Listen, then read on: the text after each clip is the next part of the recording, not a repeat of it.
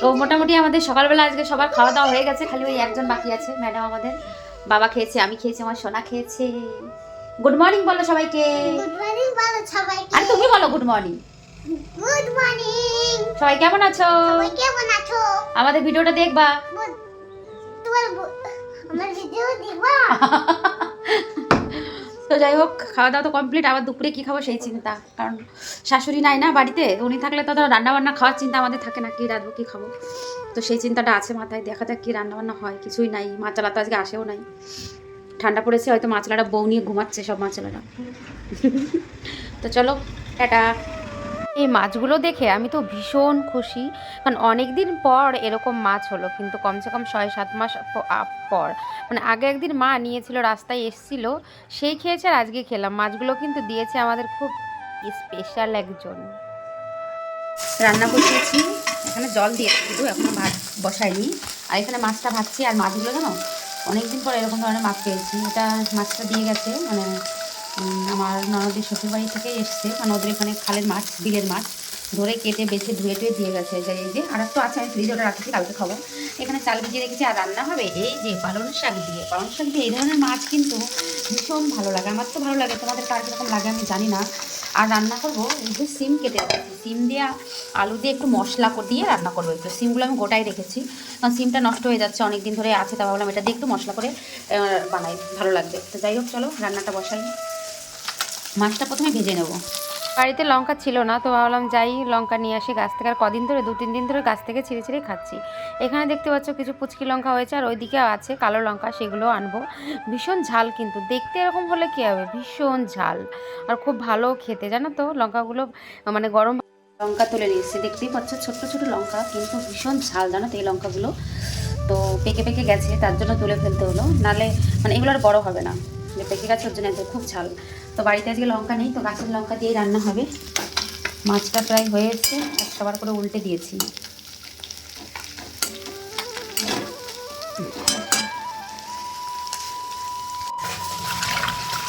জানো তো আজকে 2 দিন ধরে শাশুড়ি মা বাড়িতে নেই।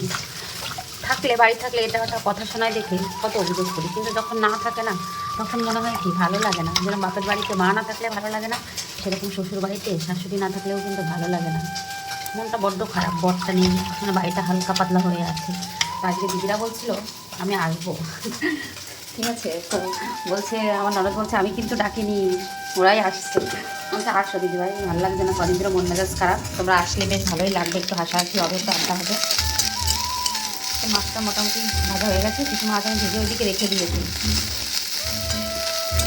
তো যেখানে ছিলাম যে কথাটা বলছিলাম, শাশুড়ি মায়ের কথা না থাকলে ভালো লাগে না। দেখো সবারই কিন্তু সংসারে থাকতে গেলে একসঙ্গে খুঁটিনাটি ঝগড়াঝাটি হয়েই থাকে, আমাদেরও হয়, আমিও ঝগড়া করি সবার সঙ্গে। কিন্তু যখন ভালোবাসি, মানে যতটা ঝগড়া না করি তার থেকে বেশি ভালোবাসি, ঠিক আছে। মানুষকে ভালোবাসতে জানি, কারণ আমাদের মা একটা জিনিস শিখিয়েছে, আর শাশুড়িও এটাই বলে যে মানুষ কুকুর মানুষকে কামড়াতে পারে, কিন্তু মানুষ কখনো কুকুরকে কামড়ায় না। মানে যদি আমাকে কেউ আমার সঙ্গে খারাপ ব্যবহার করলো, আমাকেও যে তার সঙ্গে খারাপ ব্যবহারটা করতে হবে, সেটা কখনোই না। এটা হলো কথা, যে মানুষ আমার সঙ্গে যা খুশি তাই ব্যবহার করতে পারে, আমি তাদের সঙ্গে ভালো ব্যবহার করবো, এটা আমার মানবতা। আমি তো খাচ্ছি আর রান্না করছি। হ্যাঁ, এই যে ছোটো মাছ ভাজা আমার খুব ভালো লাগে। শাশুড়ি যখন রান্না করে তখন আমি কী করি, বড় মাছ হলে একটু ঠোকাপাটি খাই না, কিন্তু ছোটো মাছ হলে একটা একটা খাই, ভালো লাগে।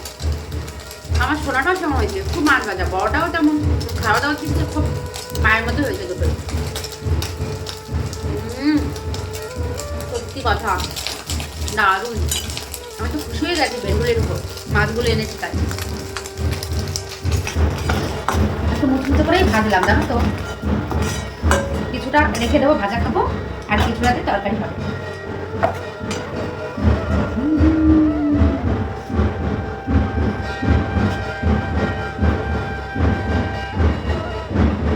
আমি বরাবরই মাছ রান্না করার সময়, মানে ভাজার সময় একটু বেশি করে তেল দিই, তরকারিতে কিন্তু একদমই অল্প তেল দিই, ঠিক আছে। তো যাই হোক অল্প করে তেল দিয়ে নিয়েছি। আজকে শাকটা আমি রান্না করবো শুধুমাত্র রাঁধুনি ফোড়ন দিয়ে, ভীষণ ভালো লাগে, ভীষণ ভালো, মানে তোমাদেরকে ঠিক বলে বোঝাতে পারবো না যে কতটা ভালো লাগে। একটু রাঁধুনি ফোড়ন দিয়ে শাক রান্না, তারপরে চুনো মাছ সঙ্গে যদি থাকে তাহলে তো লাজবাব।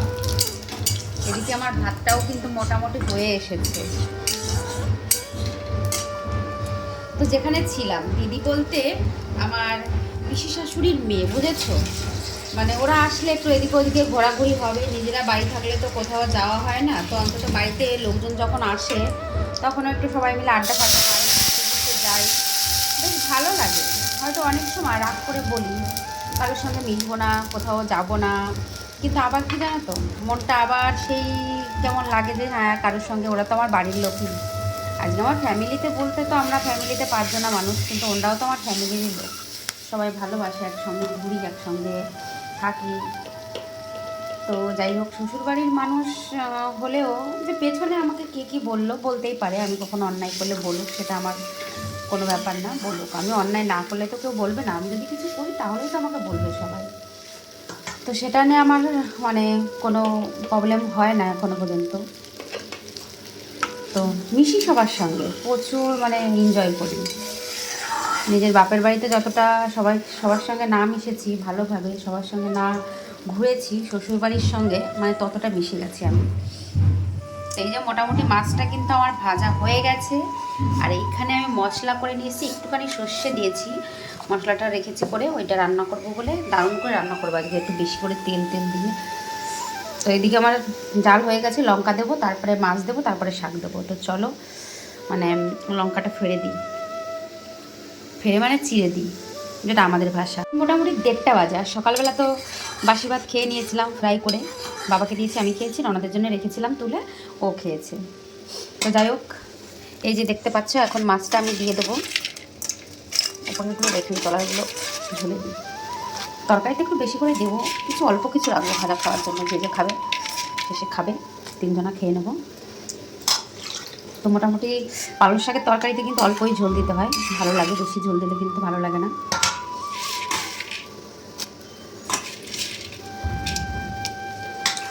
চলো এবার শাকটা দিয়ে দিই। তো তরকারিতে জাল উঠেই গেছে, কালারটাও কিন্তু বেরিয়ে এসছে, দেখতে পাচ্ছ। এই অবস্থাতে এবার আমি শাকগুলো দিয়ে দেবো। উফ, কি সুন্দর লাগছে দেখো, সবুজ সবুজ, ভীষণ ভালো। নিজে হাতে করে রান্না করে খেতে ইচ্ছে করে না, জানো তো। এখন আর মনেও পড়ে না সেই আগের দিনের কথা, যখন মা রান্না করতো, একটু ঠান্ডা লাগলে বিছানা থেকে উঠতাম না, মা রান্না করে নিয়ে বলতো ওঠ খেয়ে নে। এখন আর মাও পারে না, কেউ আর বলেও না। কী করবো বলো, সময়ের সঙ্গে সঙ্গে আমাদেরকেও কিন্তু অনেকটা চেঞ্জ হয়ে যেতে হয়, তাই না বলো? দেখো, তোমাদের সাথে কথা বলতে বলতে আর এই ভিডিওর চক্করে তরকারিতে আমি লবণটাই দিতে ভুলে গেছি। চলো কোনো ব্যাপার না, লবণ এখনও দেওয়া যাবে, তার আগে ঠিক করে নিতে হবে বলো। নির্ঘাত লবণ দিয়ে নিই একদম। তো শাকে বেশি লবণ দিতে হয় না, অল্প করে একটু দিলাম, কারণ বেশি লবণ কাটা হয়ে গেলে আবার খেতে পারবে না। অবশ্য আমাদের বাড়ি সবাই আমরা লবণ বেশিই খাই, আমার শাশুড়ি লবণ বেশি খাই, রান্নায় বেশি দেয়, তো এখন আমাদেরও অভ্যাস হয়ে গেছে। আর আমিও বরাবরই মানে বেশিই খাই। আর একটা জিনিস একদিক দিয়ে দেখতে গেলে মানে আমার কিছু কিছু আছে অনেকটা আমার শাশুড়ির সঙ্গে আগে থেকে মিশে যায়, যেমন রান্নাবান্না, খাওয়া দাওয়া, সব দিক দিয়ে। মানে আমি যেমন মাছ মাংস খুব কমই পছন্দ করি, আগে করতাম, আগে খুব মাছ ছাড়া ভাত খেতাম না, বড় মাছ খেতাম, মানে বড় মাছ না হলে ভাত খাবো না, এরকম একটা অবস্থা। কিন্তু এখন কিছুদিন হলো, মানে কিছুদিন না, বেশ কয়েক বছর হয়েছে, এখন আর মানে সেই বেশ কয়েক বছর হয়েছে যে এখন আর মাছ মাংস ভালোই লাগে না, শুধু একটু মাছের ঝোল হলে মনে হতো আর কিছুই চাই না, শুধু একটু মাছের ঝোল ব্যাস, আর একটু শাক পাতা হলে তো আরও ভালো লাগে। উফ, কখন যে খাবো, রান্নাটা হবে কখন আর কখন খাবো, চান করবো, এখনও চান করিনি জানো তো। ভাতটা কী অবস্থায় আছে একটু আমি দেখি, তো দেরি আছে এখন হয়নি। তো তোমাদের একটা কথা বলি জানো তো, কেউ আবার খারাপ ভেবো না যে কথাগুলো কেন বলছি তার কারণ আছে, যথেষ্ট কারণ, সে কারণটাও আমি বলবো কেন এই কথাটা বলছি। তো এটাই ননদ খেয়েছে, এই যে গামলাটায় রেখে দিয়েছিলাম ভাত, মানে থালাটাই খেয়েছে আর কড়াইটাই রেখেছিলাম ওর জন্য। তো যাই হোক, এখন এটা ধোবো আমি। তো এই যে দেখতে পাচ্ছ, শ্বশুরবাড়িতে থাকি, সবার সঙ্গে মিলেমিশে চলি, শ্বশুর ভাসুর ননদ শাশুড়ি বর সবার সঙ্গে সবার কথা সহ্য করে থাকতে হয়, ঠিক আছে। তো এই যে জিনিসটা তোমাদের সামনে না এসে বললে তোমাদের মানে কী করে আমি বোঝাতে পারবো না। তো মানে কিছু বৌদি আছে বা কিছু মানে বাড়ির বউরা আছে যারা সারা জীবন ননদদের জন্য, বাড়ির ফ্যামিলির জন্য, শ্বশুর শাশুড়ি তাদের জন্য কিচ্ছু করবে না, কিন্তু তাদের টাকার উপর লোভ, শুধু টাকা চাই। টাকা দিলে কি সব হয় বলো? একটা সংসারে কারোর কাছ থেকে কিছু পেতে গেলে অন্তত তাদের জন্য কষ্ট করতে হয়। ঝগড়া অশান্তি আগেই বলেছি সব ফ্যামিলিতেই হয়, কিন্তু কষ্ট না করলে কখনো কেষ্ট পাওয়া যাবে, সেটা জানো তো? তো কষ্ট যেখানে সেইখানেই কিন্তু সাফল্য একদিন হয়। তো এইটা এই যে ননদ রেখে দিয়েছি তার জন্য আমি বলছি না, আমি অনেককে বোঝাতে চাইছি, ঠিক আছে? এটা হলো ভালোবাসা। যে আমি একটা খেয়ে বাসন রাখলাম, আমার ননদ ধুচ্ছে, আমি ননদ একটা খেয়ে বাসন রাখছে, আমি ওটা ধুচ্ছি, ওরা একটা জামা পরে আছে আমি ধুচ্ছি, আমার একটা পরে আছে ও ধুচ্ছে, মানে এটাই হলো এক জায়গায় থাকার ভালোবাসা, এক জায়গায় থাকার যে অনুভূতিটা, এটাই সেই কারণ। মানে আমার বিপদে ও আমার পাশে আছে, ওর বিপদে আমি ওর পাশে আছি। শুধু না যে ভাইয়ের বউটার মানে বিপদে ননদটা পাশে থাকে সেটা না, মানে সেটাই বোঝাতে চাইছি আর কি। তো এমনও কিছু মানুষ আছে যারা কোনো কিছু কর্মই করে না, ননদ শ্বশুর শাশুড়ি সরাসরি কিচ্ছু করে না, কিন্তু তাদের টাকার উপর লোক আছে, অনেকেই আছে। আমি সবাইকে বলছি না, কিন্তু বেশিরভাগ লোক আজকাল এরকমই আছে। তো যাই হোক, রান্নাটা আমি কমপ্লিট করি, জ্ঞান তো অনেক দিলাম। আমার রান্না কমপ্লিট, তরকারি রান্না দেখতে পাচ্ছ হয়ে গেছে মোটামুটি। তো এদিকে আমি সিমটা বসিয়েছি, একটু লবণ দিয়ে ভেজে নেবো, আর ভাত আমার হয়ে গেছে। কী অবস্থা!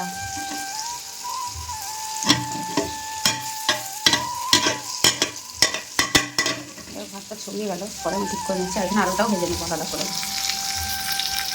সেটা একটা কথা বলছিলাম, আমি বাড়িতে যখন আমার সঙ্গে শাশুড়ির ঝগড়া হয়, যখন আমার অভিমান হয়, তখন আমি বসে বলি যে তুমি আমার হয়ে কেন কিছু বলো না।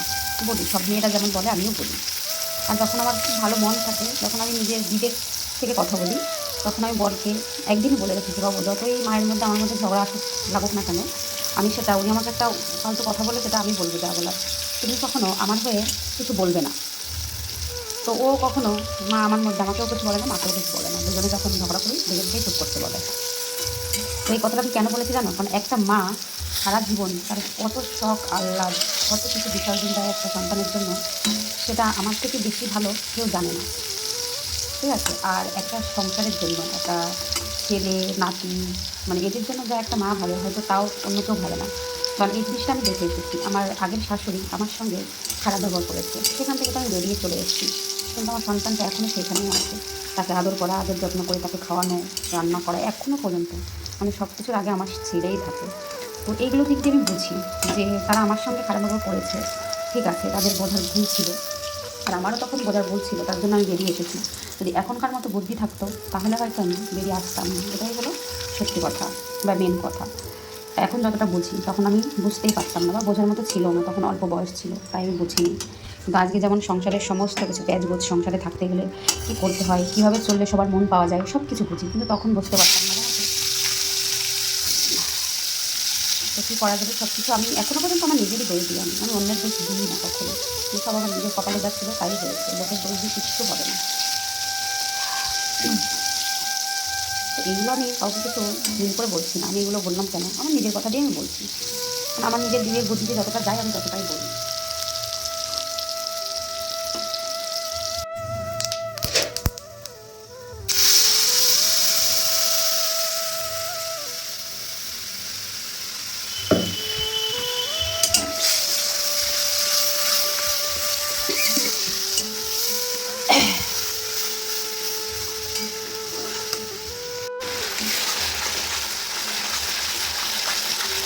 যখনই দেখেছি কোনো বিপদ আপদ হয়েছে, বাড়ির লোক ছাড়া পাড়ার লোকে সাথ দেয়নি। তোমরাও দেখবে এটা, যে বাড়ির লোকরা ছাড়া, নিজের শ্বশুর শাশুড়ি ফ্যামিলির লোক ছাড়া কেউ কখনো সাথ দেয় না। আমার ফ্যামিলিতে আমরা স্বামী, আমি আর ছেলে ছাড়া এখন 3 জন। তো হ্যাঁ, বিপদ আপদে হতে গেলে আমার মেন কথা, ওমা এটা করো, শাশুড়িকে বলি ওমা ওইটা দাও, ওইটা চাই, হ্যাঁ এক দুবার একটু এটা ওটা বললেও আবার ঠিক টাইম মতো ঠিক ব্যবস্থা করেই দেয়।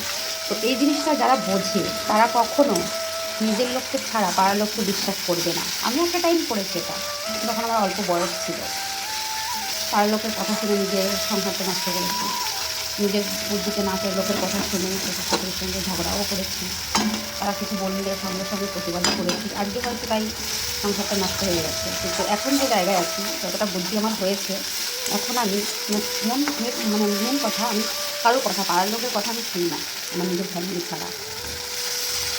মানে আমার বিপদে পদে আমার ফ্যামিলি আমার পাশে থাকবে, অন্য কেউ থাকবে না। আর এই জিনিসটা যারা বুঝবে না, তাদের কখনো সংসারে অশান্তি আসলেও খানিকের জন্য, চিরস্থায়ী হবে না।